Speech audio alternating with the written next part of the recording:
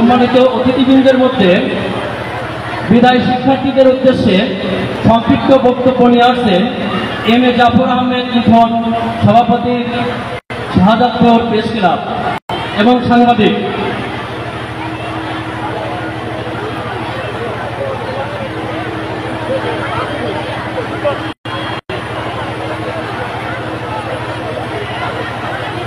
অবক্ষয়ের পরিবেশ সবথেকে হতাশার তীরে হচ্ছে আমরা যে চালক থেকে নয়া বছরের কাজে আমাদের উষ্ণ ভালোবাসা দেওয়া তা অসুস্থ জীবনের প্রস্তুতি নতুন সমাজ গঠনের পরিষ্কারতা শত বর্ষের গৌরবের ভাস্বর ঐতিহ্যবাহী পটনা ওমেন উচ্চ বিদ্যালয়ের এসএসসি 2025 বিদায়ী শিক্ষার্থীদের বিদায় অনুষ্ঠানে সম্মানিত সভাপতি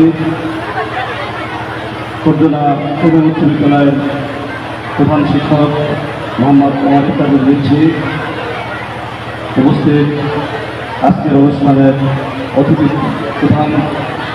বিশেষ অতিথিবৃন্দ, উপস্থিত যুগবিবাহ হাজী মাহতাব উচ্চ বিদ্যালয়ের প্রধান শিক্ষক ওয়ারিস আলী পেয়েছি, উপস্থিত পোতাদিয়া বহুমুখী উচ্চ বিদ্যালয়ের প্রধান শিক্ষক একেএম শামীম, উপস্থিত নরিনা ইউনিয়ন দাখিল মাদ্রাসার সম্মানিত সুপারিনটেন্ডেন্ট মৌলানা আবুল বাশার, উপস্থিত পটনা সরকারি প্রাথমিক বিদ্যালয়ের প্রধান শিক্ষক রাশেদ আহমেদ এবং ইউনিয়ন বিএনপির অন্যতম নেতা আনোয়ার হোসেন সহ প্রতিষ্ঠানের শিক্ষক মণ্ডলী এবং উপস্থিত বিদায়ী শিক্ষার্থী এবং বিভিন্ন শ্রেণীর শিক্ষার্থীদের একাংশ, সবাইকে আমার সালাম, আসসালামু আলাইকুম ওয়া রাহমাতুল্লাহ।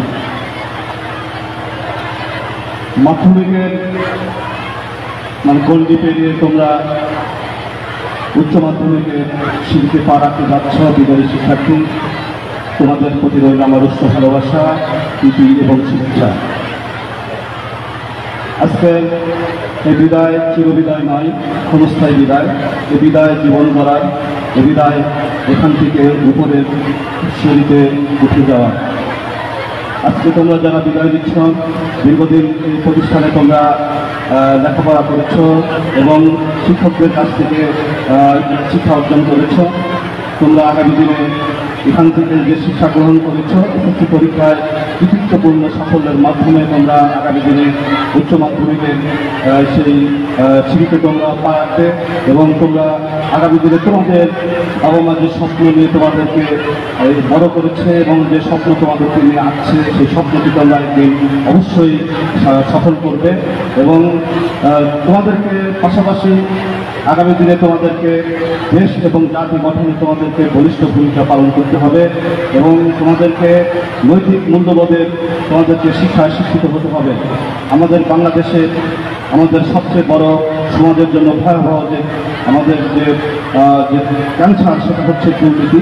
একটি দুর্নীতিমুক্ত বাংলাদেশ গড়তে হলে তোমাদেরকে অবশ্যই ধর্মীয় মূল্যবোধ বিশ্বাসী হতে হবে। কারণ তোমরা যারা এখানে মুসলিম আছো, তোমরা অবশ্যই ধর্মচর্চা করবে এবং ইসলামী মূল্যবোধের ভিত্তিতে নিজেদের জীবনকে গড়ে তুলবে। আর যারা হিন্দু রয়েছে, তোমরাও তোমাদের ধর্মকে পালন করবে।